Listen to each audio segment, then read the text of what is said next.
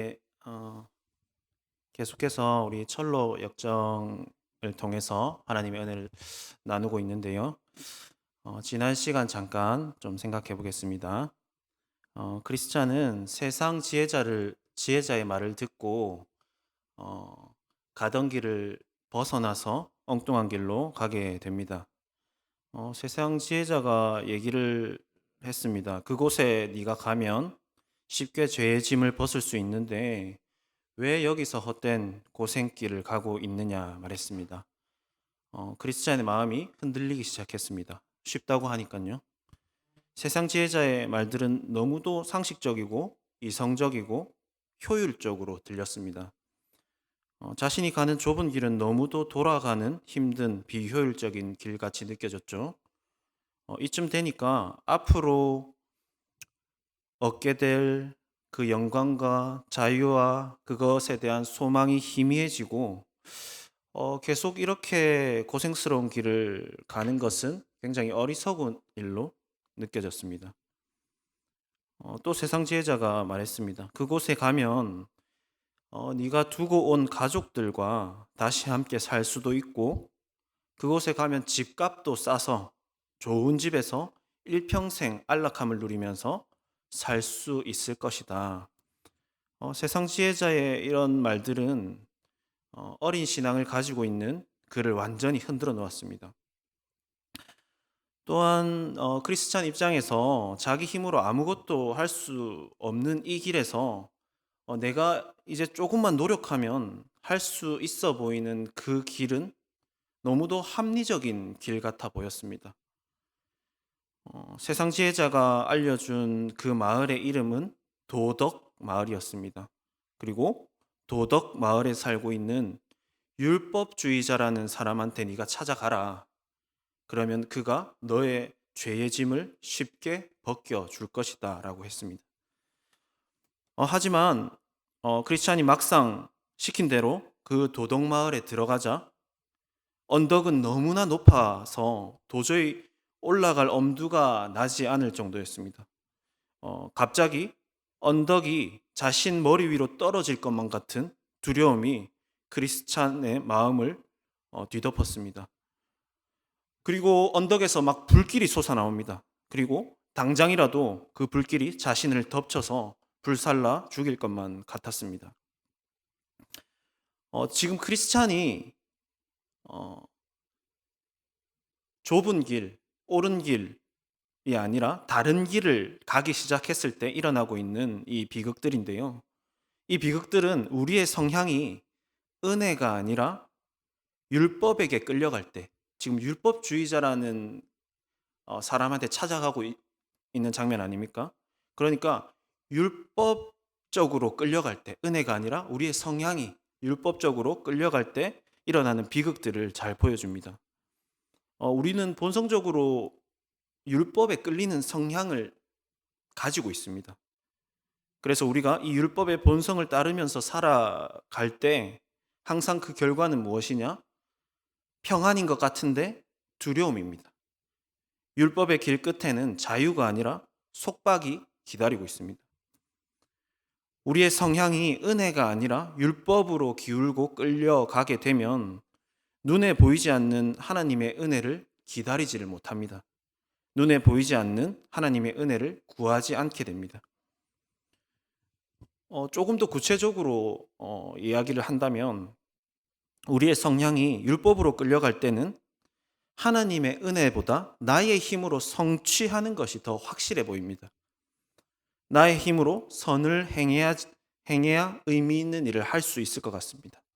나의 힘으로 선을 행해야지 상급을 받을 수 있을 것 같습니다. 또 나의 행위로 종교적으로 어떤 행위를 하는 것이 나의 죄를 삭감해 줄 것 같습니다. 우리가 죄를 용서받는 것에 있어서 잘못된 오해들이 많은데요. 우리가 회개라고 할 때 이 회개라는 말에 대해서 오해를 많이 가지고 있습니다. 우선 우리가 죄를 회개한다고 할 때 이 회개라는 단어를 회개 기도와 똑같이 생각하는 경우가 있습니다. 그것은 잘못된 것입니다. 물론 회개 기도는 어떤 한 사람이 자신의 죄에 대해서 진정으로 회개할 때 나타나는 현상 중에 하나겠죠. 당연합니다. 회개를 그 사람이 했는데, 죄에 대해서 뉘우치고 회개했는데 기도는 없고 그냥 혼자서 나 회개했어, 끝, 회개, 그죠? 이런 거는 없습니다. 참된 회개를 하게 되면 기도라는 행위가 나타나게 되어 있습니다. 어쨌든 말하고자 하는 것은 사람이 어, 어쨌든 회개가 곧 회개 기도라는 이 공식은 틀렸다는 말을 제가 하고 있습니다. 그러니까 회개 기도를 내가 했으니까 나는 회개했다. 이것은 잘못된 이해라는 것입니다. 예를 들어서 죄를 하나 지었는데 그 죄에 대해서 회개 기도를 해야지 용서를 받고, 회개 기도를 하지 않으면 용서받지 못한다. 그러면 어떻게 될까요? 만약에 한번 생각해 봅시다. 깜빡 잊고 어떤 죄에 대해서 내가 회개 기도, 죄에 대한 고백을 하나님께 하지 못했다. 그러면 우리의 이 공식대로라면 우리는 그 죄를 용서받지 못한 것이 됩니다. 또 이런 경우 있지 않습니까? 내가 지은 줄 모르고 지은 죄, 그것을 우리가 그냥 넘어간다면, 기도할 때 하나님한테 아뢰지 못하고 넘어간다면 이 공식대로로 하면 그 또한 용서받지 못한 죄로 그대로 남을 것입니다. 결과적으로 우리는 죄를 안고서 천국에 들어갈 수밖에 없기 때문에 누구도 천국에 들어갈 사람은 없습니다. 다시 한번 정리하면 회개는 곧 회개 기도라는 행위를 말하는 것이 아니라는 겁니다. 우리는 회개 때문에 용서받는 것이 아니라는 것을 분명히 정리를 잘해야 됩니다. 정확하게 말하면 근본적으로 우리가 죄를 용서받는 것은 우리가 회개라는 행위를 했기 때문이 아니죠. 우리가 근본적으로 용서받는 것은 십자가에서 우리 대신 형벌을 받으신 그리스도의 공로 때문입니다. 오로지 그것입니다. 오로지 그 공로 덕분에 우리의 죄가 용서받는 것입니다. 그렇다면 회개는 왜 하라는 것일까요? 회개를 우리가 왜 해야 되는 것일까요? 그리스도의 공로 덕분에 우리에게 회개할 수 있는 자격이 주어졌습니다. 이 공로 덕분에 우리가 회개를 할 수 있는 존재가 되었습니다. 그렇기 때문에 우리는 예수님의 공로라는 그 반석 위에서 회개를 할 수가 있습니다. 예수님의 공로라는 반석 위에서 회개를 할 수 있고 그 회개를 통해서 용서를 받습니다. 그러니까 근본적으로 우리의 어떤 행위, 어떤 회개의 기도라는 그 자체로 우리의 죄가 삭감되는다고 우리 은연중에 오해하고 있는 사람들이 많다는 것입니다. 책 중에서 회개를 사랑할 수 있을까라는 책이 있는데요. 이 책에서 이정규 목사님은 신자에 대해서 이렇게 말합니다. 신자는 회개할 수 없는 삶에서 회개하는 삶으로 구원받은 자들이다. 그러니까 이 회개라는 것이 우리 신자의 정체성 그 자체라는 것입니다. 그만큼 중요하다는 것입니다. 하지만 이 회개가 갈수록 너무나 무시되고 있습니다. 우리가 회개할 수 있는 존재로 구원받았다는 것, 이것만 생각해도 너무나 놀라운 은혜가 됩니다. 이 놀라운 은혜인 회개라는 것을 만약에 우리가 멈춘다면 어떻게 될까요? 우리 삶에서 회개하지 않고 그냥 예배드리고 그냥 종교적인로 그렇게 살아간다면 우리는 어떻게 될까요? 우리는 하나님과 단절됩니다. 굉장히 중요한 얘기를 하고 있습니다. 우리가 회개를 멈춘다면 당연히 우리는 하나님과 단절됩니다. 회개하지 않는다는 것은 죄 가운데 거한다는 것입니다. 그렇게 되면 우리의 영혼은 냉랭해질 수밖에 없습니다. 우리의 성향은 은혜로 기우는 것이 아니라 율법적으로 당연히 기울게 됩니다. 그렇기 때문에 우리는 매일 회개해야 됩니다. 우리의 매일은 회개가 끊이지를 않아야 됩니다. 이렇게 제가 얘기했을 때 매일 회개해야 된다고 하니까 굉장히 어떻게 보면 좀 괴롭게 느껴질 수도 있습니다. 그 힘든 회개를 어떻게 매일 한다는 말인가 그렇게 느껴질 수도 있지만 이것 또한 굉장히 큰 오해입니다. 주님께서 우리에게 회개를 요구하시는 것은 우리한테 어떤 고행을 요구하시는 것이 절대 아닙니다. 고행을 요구하시는 것이 아니라 다시금 하나님 당신과의 그 화목함으로 초대하는 것임을 우리가 아는 것은 우리가 생활을 할 때 정말로 중요한 진리입니다. 회개가 고행이 되는 경우는 이런 경우입니다. 우리가 어떤 죄를 지었을 때 하나님과의 어떤 단절이나 죄에 대한 죄 자체의 슬픔에 대한 슬픔 때문에 회개하는 것이 아니라 하나님의 어떤 책망이나 내가 이 죄를 때문에 하나님께 책망받고 또 살면서 어떤 벌을 받는 것, 그것이 두려워서 하는 회개일 경우에 그것은 고행이 됩니다. 또 한 가지 책 중에서 우리가 하나님을 오해했다라는 책이 있습니다. 여기서 김형익 목사님은 제가 방금 말씀드린 형벌이 두려워서 하는 회개일 경우에 대해서 이것을 율법적 회개라는 말로 표현합니다. 이것에 대해서 제가 한번 읽어드릴게요. 율법적 회개는 죄의 결과로 받게 될 형벌이 두려워서 하는 것이다.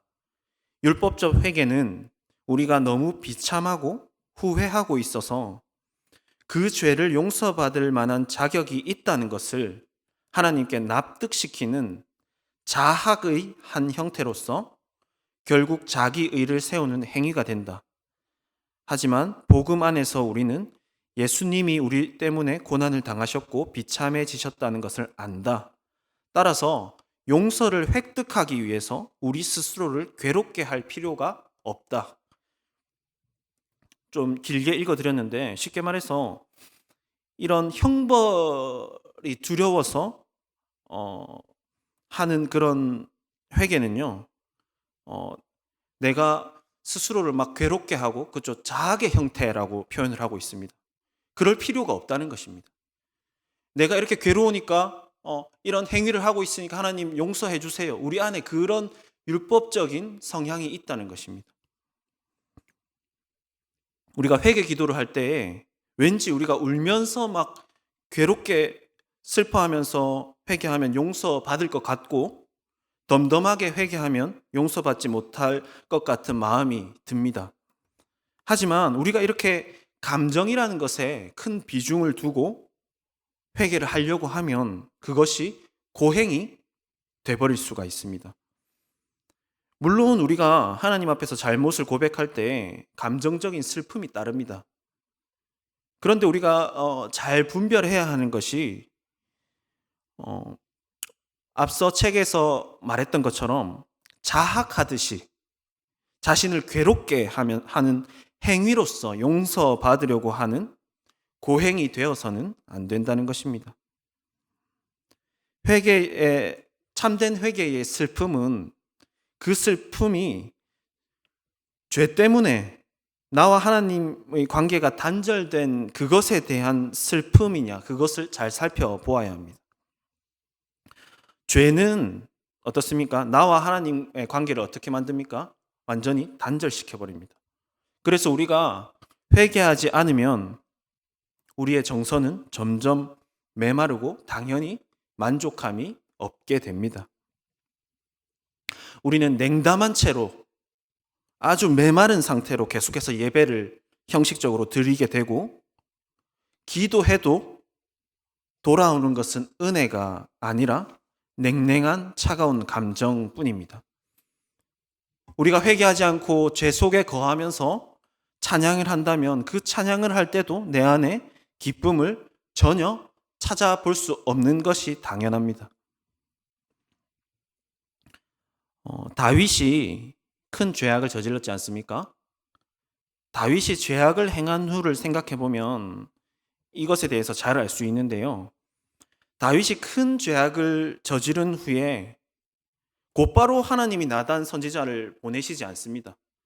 우리가 언뜻 생각하면 죄를 짓고 하나님 나단 선지자를 보내셔서 책망하고 그 다윗이 그 책망에 대해서 회개하고 이렇게 생각할 수 있는데, 그가 죄를 짓고 하나님이 나단 선지자를 보내시기 전까지 기간이 1년 정도 됩니다. 그동안 다윗에게 아무 일도 일어나지 않았습니다. 그냥 생각해 보면 다윗 입장에서 일처리가 아주 잘 됐습니다. 깔끔하게. 다 속이고요. 혼자만 알고 있고요. 그죠? 그렇게 1년을 다윗이 지낸 겁니다. 1년 동안 다윗이 어땠을까요? 그 1년 동안. 죄악을 저지른 후에 다윗은 자신의 신앙의 의무들을 다 해 나갔을 것입니다. 그가 왕으로서 제사도 드렸을 것이고 백성과 신하들에게 말씀도 가르쳤을 것입니다. 하지만 하나님과 나누던 그 사랑의 교제는 어땠을까요? 하나님과 나누던 사랑의 교제는 끝났을 것입니다. 기도해도 돌아오는 것은 하나님의 은혜가 아니라 냉랭함이었을 것입니다. 즉 다윗은 나에게 성령이 떠난 것 같은 느낌을 받았을 것입니다. 그래서 다윗이 오늘 고백합니다. 주의 성령을 거두지 말아 달라고 절절하게 간구하는 것입니다. 오늘 읽은 시편 51편 우리가 전체를 읽었지 않습니까? 이것은 다윗이 나단 선지자의 책망을 들은 후에 회개하면서 울부짖는 다윗의 절절한 고백입니다. 11절을 우리 다 같이 한번 읽어볼까요? 11절입니다. 시작. 나를 주 앞에서 쫓아내지 마시며 주의 성령을 내게서 거두지 마소서. 자, 이 고백은 다윗이 그동안 하나님과의 단절 가운데서 고통스러웠던 그 슬픔과 괴로움을 토하면서 제발 회복시켜 주십시오 하는 처절한 외침입니다. 회개는 벌 받을까봐 두려워서 하는 죄의 고백이 아닙니다. 또 목록을 하나씩 체크해 가면서 내가 이거 잘못했고 이거 죄지었고 그렇게 쓰레기 소각장에 버리는 그런 것도 아닙니다. 회개는 죄로 인해 끊어진 하나님과의 관계를 깨닫고 슬퍼하는 것입니다. 회개는 하나님과의 관계를 막은 자신의 그 죄를 미워하게 되는 것입니다. 다시 우리 크리스찬의 이야기로 돌아가서 크리스찬이 회개하는 장면이 나옵니다. 크리스찬이 가던 길에서 벗어나서 율법의 길을 선택한 결과 두려움 속에서 발발 떨면서 꼼짝하지 못하게 되었을 때 처음 길을 안내해 준 전도자가 그를 찾아옵니다. 그리고 당신이 왜 여기 있습니까? 당신이 여기 있으면 안 되는데 왜 여기 있습니까? 라고 책망합니다. 그리고 하나님의 말씀을 읽어주기 시작합니다. 그 책망 앞에서 크리스찬은 얼굴이 빨개지고 두려워서 떨기 시작합니다. 그리고 끝끝내 절망하면서 무릎을 꿇고 전도자에게 물어봅니다. 전도자시여, 이제 저에게 소망이 없는 것입니까? 크리스찬은 전도자가 말씀을 통해서 책망하는 것을 인정하면서 자신이 선택했던 죄를 진정으로 미워하기 시작합니다.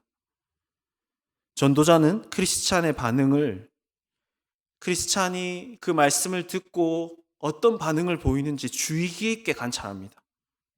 그리고 크리스찬이 정말로 참된 회개를 하고 있음을 완전히 확인한 후에 주님의 용서하심에 대한 말씀을 읽어주고 위로해 줍니다. 참된 회개 없이 위로가 있을 수 있습니까? 참된 회개 없이는 참된 위로가 없습니다. 참된 회개 없이 참된 위로는 없다는 것 기억하시기 바랍니다. 그러면 우리가 참된 회개를 어떻게 할 수 있을까요? 다시 한번 10절을 같이 읽어보겠습니다. 시작. 하나님이여 내 속에 정한 마음을 창조하시고 내 안에 정직한 영을 새롭게 하소서. 다윗이 간구합니다. 하나님이여 내 속에 정한 마음을 창조하시고, 여기서 창조하여 주시옵소서 하는 이 창조하자는 동사는 하나님께서 천지를 창조하실 때 사용하시던 그 단어입니다. 다윗은 이렇게 말하는 겁니다. 주님, 내게는 회개할 수 있는 마음이 존재하지도 않고 내 스스로 회개하는 마음을 창조할 수 없으니 제발 주님만이 할 수 있는 그 창조를 내게 지금 하여 주시옵소서.